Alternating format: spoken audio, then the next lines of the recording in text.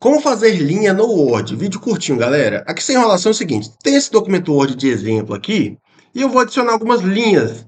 E aprendendo o que eu vou mostrar aqui, você não esquece, tá? Aqui eu vou mostrar três tipos de linhas. A primeira linha, você vai colocar três tracinhos, ó.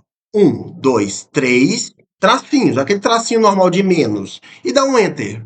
Depois de colocar três tracinhos e dar um Enter, ele cria essa linha aqui, que é uma linha padrão. Caso você queira uma linha dupla, que é um outro tipo de linha, você vai colocar o símbolo de igual, tá? Olha só, um, dois, três, é a mesma lógica. Coloca três símbolos de iguais e dá um Enter, que ele vai adicionar essa linha dupla. E aqui a terceira linha que eu quero mostrar, você vai colocar o caractere underline, que é o tracinho, só que aquele tracinho mais para baixo, ó.